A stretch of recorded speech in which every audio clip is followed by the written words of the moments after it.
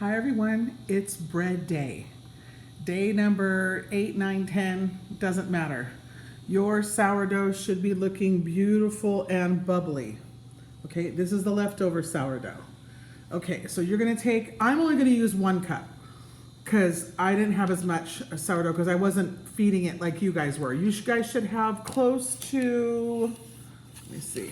You guys should have close to 2.5, 3 cups of starter. So you can use half of that. Okay, I measured it. I'm only gonna use 1 cup. You should use 1.5 cups.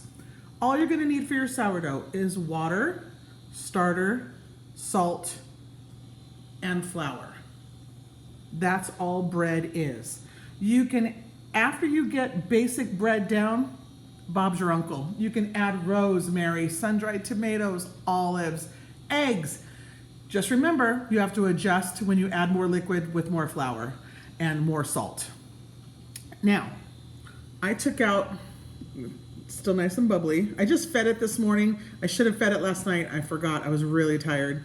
So, like I said, I'm only gonna use this as a thing for you guys. When I do my regular dough, it's a little different. So I am gonna add this 1 cup of starter into the bowl, and so are you. Okay, now in a perfect world, I would scrape every single bit of that out, but I only have 1 hand right now. Okay, so you're gonna put that in there. Oh, you know what I'll do? I'll add the water. Now we're gonna add some water because this isn't you know, thick enough to, or you have to have, you gotta add some water. So I'm gonna add some nice, I use my Berkey water, which is this, that noise you hear in the background is my dishwasher. That's my Berkey right there. It's a filtration thing. It's really cool. I would stay away maybe from regular tap water because of the chlorine content, but if that's all you've got, that's great. All right, so we're gonna add 1 cup of water. Now, when you have 1.5 cups of your starter, you're gonna add 1.5 cups of water. See how that works? And then you're gonna stir it together. And you're just gonna stir it. You can be vigorous with it. Just pretend like you're feeding the starter. You know what I mean? Except you didn't take half out. Well, you did of this. So you're gonna add 1.5 cups of water, 1.5 cups of starter. Okay. Now, don't add the salt to this. I know you want it to dissolve, but salt and yeast, regular commercial yeast, and salt and starter, they don't like each other. So you need to buffer it with some flour. So stir that together. Okay. And now I'm gonna get my flour. Hello, tomatoes. Going for dinner tonight. Whoops. And I have a 2-cup measuring cup here. So I'm gonna lighten my flour up. Don't sift it, just lighten it up. You don't wanna compact your flour. I'm gonna do 2 cups. Just loosen. Put it right in there. And I'm gonna do 3 cups because I only had 1 cup of starter. So I'm gonna eyeball, and you don't have to be exact with this. Okay, so 3 cups. Now I'm gonna add my salt.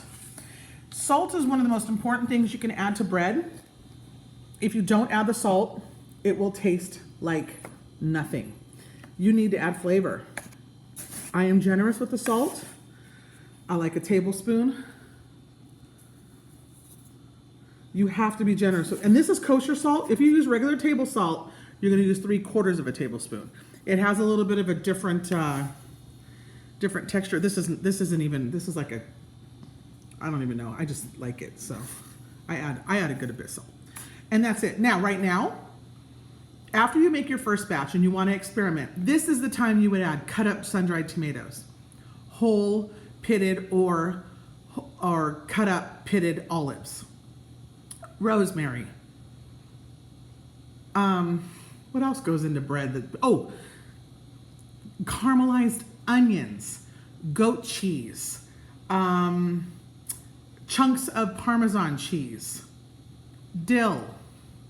I mean, oregano, parsley. Anything that sounds good to you in a bread, this is the time to do it. Okay, notice I don't add sugar. Sugar, with commercial yeasts and even with sourdough, The flour has enough carbs in it for it to, feed the yeast or the dough. So don't worry about that. Now I might have to add a little bit more water to this, and I'm not even using the right tool, and I'm only using one hand. So you want it to, oh, it's plenty soft. You want it to come together. Now I use what's called a Danish dough hook. I have to get it. But you just use the spoon. This is probably too thin to use. And you're gonna stir this all around. And then you're gonna pour this out onto a flat surface, and you're gonna knead this thing until it comes together. You don't have to knead it for hours and hours. You can if you want to. You can do it for 15 minutes straight, or if you're really smart, you're doing this in a mixer with a dough hook. And you just let it go for about 10 minutes and it'll knead the dough for you. And you can knead the dough to the consistency that you like. I like my dough to be smooth and elastic, and some people like it to be a little bit more wet and pliable. But you all have seen millions of videos on how to do that stuff, and I just have the house cleaned, and I really don't want to turn this out onto my counter. I've already made a little mess here with water. So you're gonna push all this together. You guys know how to knead bread, right? And you just get, oh, that's really nice. My goodness, that's really nice.